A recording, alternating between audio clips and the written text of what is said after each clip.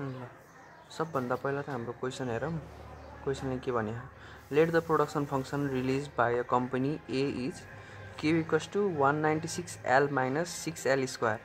त्यसपछि determine profit maximizing unit of labour अनि maximum output of profit at a price 60 अनि wage हाम्रो 120 दिएछ, फिक्स्ड कस्ट हाम्रो 20,000 दिएछ।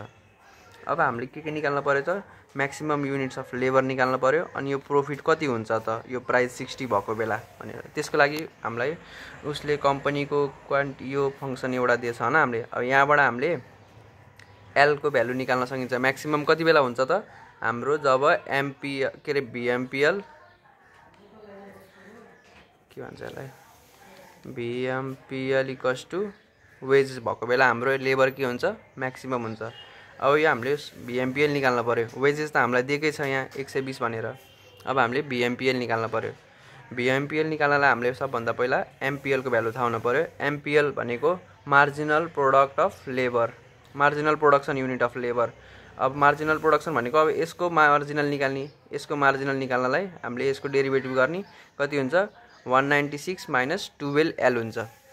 अब हाम्रो एमपिएल आयो। अब भिएमपिएल को फर्मुला त MPL into price equals to wages. MPL हाम्रो यहाँबाट आइसक्यो। पी हाम्रो कति दिएछ 60 दिएछ। फेरि डब्लु वेजेस हाम्रो कति छ 120 छ। यहाँबाट हामीले सल्भ गरेर एल को भ्यालु कति आयो 16.167 आयो।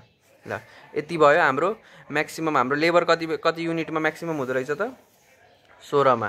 त्यसै गरी फर म्याक्सिमम आउटपुट, अब आउटपुट कति आउँछ त लेबर 16 हुँदाखेरि। अब यसलाई एज्युम गरेर एप्रोक्स एज्युम 16 मान है, 16 छ भने अब 0.5 भन्दा धेरै भएको भए 17 मानिन्थ्यो। अहिले हामीले 16 मान्यौँ।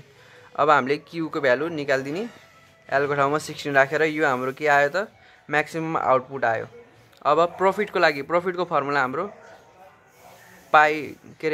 प्रॉफिटको फर्मुला हाम्रो टीआर माइनस टीसी। त्यसको लागि हामीले टीआर निकाल्नु पर्यो, टीसी निकाल्नु पर्यो। टीआर को लागि पी इन्टु क्यू गर्ने। पी हाम्रो 60 छ, एट प्राइस 60 भने प्राइस 60 भयो। अनि क्यू हामीले यहाँबाट कति निकाल्यौँ 16,000 निकाल्यौँ, 1600 निकाल्यौँ। अब यो हामीले मल्टिप्लाई गर्दा टीआर आयो। अब टीसी को लागि टीसी को फर्मुला के भयो, fixed cost plus variable cost. हामीले क्वेसनलाई के भयो, क्वेसन के भने हामीलाई फिक्स्ड कस्ट पनि दिए 20,000 अनि भेरिएबल कस्ट निकाल्नु पर्यो। भेरिएबल कस्ट निकाल्ने भनेको वेजेस इन्टु लेबर कति लाग्यो त त्यो गरेर निकाल्ने। लास्टमा प्रॉफिट के गर्ने त टीआर माइनस टीसी दुईटै जति आउँछ त्यो गरिदिने।